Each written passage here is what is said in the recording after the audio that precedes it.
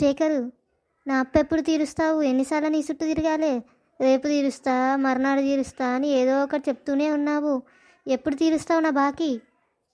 అన్నా తీరుస్తానన్నా, వడ్లు అమ్మకానికి పెట్టాను. వడ్ల డబ్బులు రావంగానే ముందుగాల మీ బాకీయే తీరుస్తాను. ఏం తీరుస్తావో ఏమో, నాకైతే నమ్మకం లేదు. ఇదే మాట 3 సంవత్సరాల నుంచి చెప్తున్నావు. ఏదో తెలిసిన వాడిలే అని ఓపిక పడుతున్నాను. ఇదే నీకు చివరి అవకాశం. నా చేతిలో డబ్బు పడలేదనుకో, ఇక నువ్వే చూస్తావు నా అసలైన స్వరూపం ఏంటో. అస్సలు బాగుండదు చెప్తున్నా. అన్న తప్పకుండా 4 రోజులలో మీ ఇంటికి వచ్చే పువ్వులలో ఇస్తా. మీ వడ్డీ పైసలు అసలు అన్నీ కలిపి ఇచ్చేస్తా. అమ్మా శేఖరు, నువ్వు పువ్వులలో పెట్టియకున్నా పర్లేదు కానీ నా డబ్బులు అయితే నాకు ఇచ్చేయి. సరే అన్న, ఇస్తా, పక్కా ఇస్తా, తప్పను ఈసారి. ఏంటత్తా, నువ్వు చెప్పిన మాటిని మొత్తం నవ్వుల పాలైపోయాను. ఏం చేసిండ్రా? అత్త మీరేమని చెప్పారు? పెళ్లి చేసుకుంటే బాగుపడతావురా అని అన్నారు. బాగుపడడం ఆ దేవుడు ఎరుగు, కానీ అందరి చేత నేను అవమానాలు పడుతున్నాను, నవ్వుల పాలైపోతున్నాను అత్త. ఊరంతా అప్పులే ఉన్నాయి. ప్రతిరోజు ఎవరో ఒకరు వస్తూనే ఉన్నారు. నేను ఏదో ఒకటి చెప్తూనే ఉన్నాను. ఒకరోజు తప్పించి ఇంకో రోజు అంటాను. వాళ్ళు వచ్చి తిట్టి పోతారు. నా మొహం ఎవరికి చూపెట్టలేకపోతాను. ఇక మీ కోడలు చూస్తేనేమో మొత్తం తింటూనే ఉంటుంది.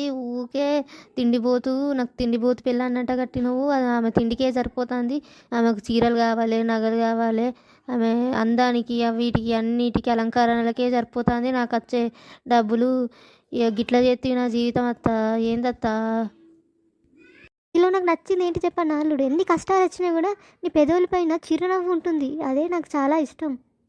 అత్త ఆపత్తా, నువ్వు ఇక ఒక్కటే తక్కువైంది ఇప్పుడు. ఇక ఇవన్నీ మాట్లాడుకునే సిచ్యువేషన్లో నేను లేనొత్తా. ఊరంతా అప్పులే ఉన్నాయి. పెళ్ళి చేసుకుంటే బాగుపడతావన్నావు. బాగుపడడమేమో అప్పులే అయ్యాయి. అప్పుల కొప్పులు కొప్పుల అప్పులు. ఏం చేద్దాము ఏం చేద్దాము ఏం చేద్దాము నాకేం అర్థం అవ్వట్లేదు. నా తల మొత్తం తిరుగుతుంది. ఏమండి, చేపలు తీసుకొస్తారా? ఇవాళ చేపల పులుసు పెడతాను. అనే కదా ఆదివారము చికెన్ తీసుకొస్తా అండినావు కదా, మళ్ళీ చేపలు అంటావు ఇయ్యాలా?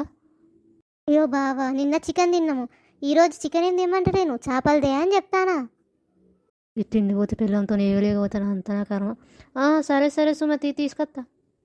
నేను బజార్కు పోతానా కవితతోని, ఒక 2-3 చీరలు కొనుక్కొనత్తా. డబ్బులున్నాయా నీ దగ్గర? డబ్బులు కబోర్డ్లో ఉంటే 2000 తీసుకుపోతాను. పోతాను ఇక, నేను లేట్ అవుతుంది. అత్తే ఇక 2 గంటలలో. మజ్జిగ దాగానే పోరాదే, ఎండ వడదెబ్బ తాకుతుంది. షాప్లోకి పోయిన తర్వాత అక్కడ పక్కన ఏమన్నా ఉంటే తాగుతాను తీ బావా. రేపు పైలంగ పోయి పైలంగరా.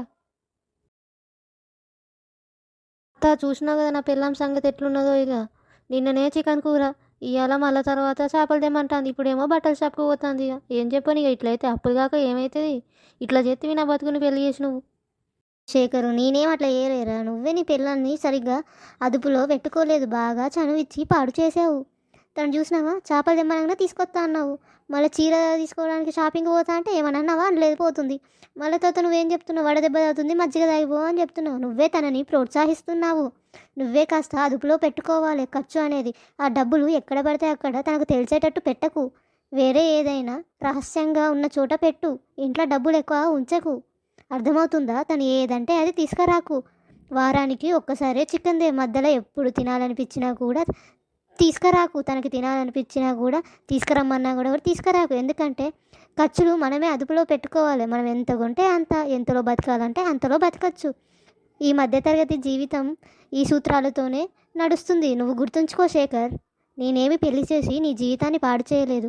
నువ్వే సరైన రీతిలో పెట్టుకోవాలి, దాన్ని దిద్దుకోవాలి. అది పెళ్ళమైనా జీవితమైనా. డబ్బులు ఎవరికి ఊరికే రావు. ఈ జీవితం అంతా డబ్బుల మీదే నడుస్తుంది. పైసా ఉంటేనే ఒక మనిషికి గౌరవం ఉంటుంది. ఇవన్నీ గుర్తుపెట్టుకో. నేను నీ అత్తను కాబట్టి నేను నీకు మంచి చెప్పడం నా బాధ్యత. అందుకే నీకు ఇవన్నీ చెప్తున్నాను. నన్ను తప్పుగా అనుకోకు. నువ్వే ఆలోచించు నేను చెప్పిన మాటలు. అయ్యో అత్త, నన్ను క్షమించత్తా. నేను కూడా తనని ఇలా గారాబం చేసి కాస్త చెడగొట్టాను. ఇందులో నా పాత్ర కూడా ఉంది. ఈసారి నుంచి చాలా జాగ్రత్తగా డబ్బుల విషయంలో వ్యవహరిస్తాను. శేఖర్, ఇప్పటికైనా నువ్వు అర్థం చేసుకున్నావు, అది చాలు నాకు. ఫ్రెండ్స్, హలో, మీరందరూ ఎలా ఉన్నారు? మీరందరూ బాగానే ఉన్నారని నేను అనుకుంటున్నాను. ఇందాక అప్లోడ్ చేసిన వీడియో మీరు చూసే ఉంటారు కదా, మీకు బాగా నచ్చిందని నేను అనుకుంటున్నాను. డబ్బు జీవితంలో చాలా విలువైనది, దాన్ని పొదుపుగా ఖర్చు పెట్టుకోవడం మన బాధ్యత. అదే నేను చెప్పాలనుకుంటున్నాను. సో ఇలాంటి వీడియోస్ మీరు మరికొన్ని చూడాలనుకుంటే మన ఛానల్ని సబ్స్క్రైబ్ చేయండి. తెలుసు కదా అండి మన ఛానల్ పేరు, అదే మన HV cartoon creations. By bye friends.